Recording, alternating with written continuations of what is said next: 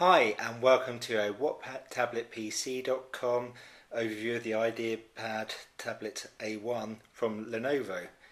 Today we're just going to have a quick look at this tablet. It's show you what you get out of the box with this Lenovo tablet and give you some first impressions. Let's get this open and have a good look at it.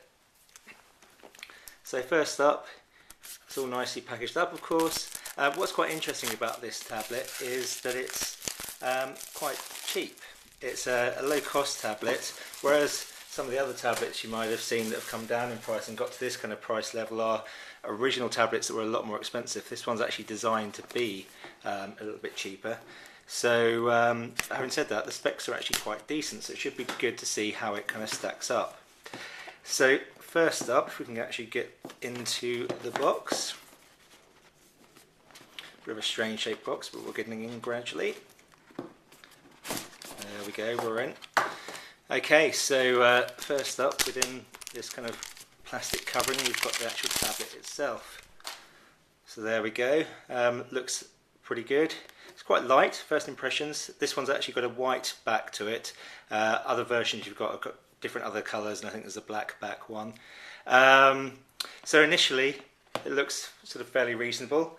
It's got a capacitive screen on the front here. There's a front-facing camera that covers things like web chat. It's quite a low resolution, so 0.3 megapixel, but still does a job. On the back here, you'll notice there's another camera, and that covers taking video, taking still pictures. That one's 3 megapixel. The actual build quality is pretty decent. It looks pretty solid, given that it's quite an inexpensive tablet. The capacitive screen looks nice and glossy. Obviously once we turn that on we'll see a bit more about that. The back's a little bit plasticky, but not sort of cheap plastic, still reasonable quality. So that initially doesn't look too bad given the price point. Now also on the side here we've got kind of a volume rocker for turning the volume up and down. There's a couple of other sort of ports here, so there's a micro USB port here for attaching to computers to switch files on and off and to charge the tablet. We've also got what looks like a micro SD port, which we'll have a look at probably in a separate video. Here's the little sort of covering that you can take off and get into there. There's a kind of speaker down here that looks like. What else have we got? Headphone jack, power on and off there. And that's about it really. Looks like there's a kind of screen lock button there on the side as well, but we'll have a little bit more look at that in detail in a later video. Just putting the tablet to one side, let's see what else we've got in the box here.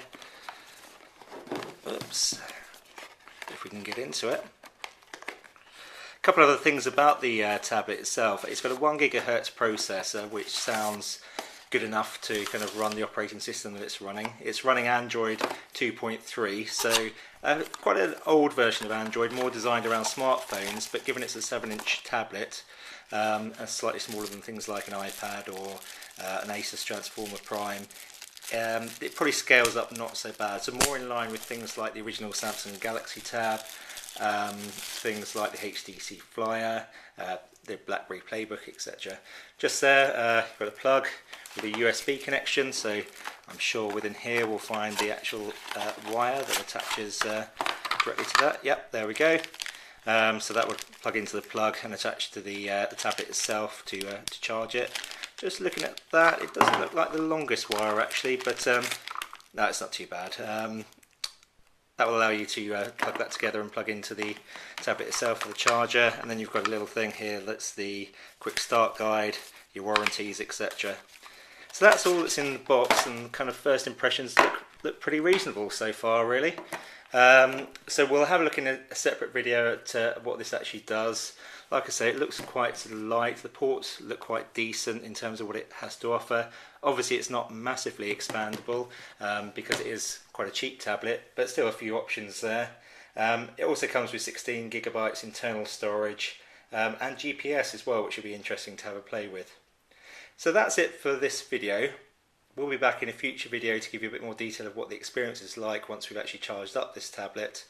But in the meantime, if you want to find out some more about tablets in general, then please subscribe to Tablet PC UK channel on YouTube, or come along to whattabletpc.com where you can sign up for free updates and read more reviews on tablet PCs. Thanks very much.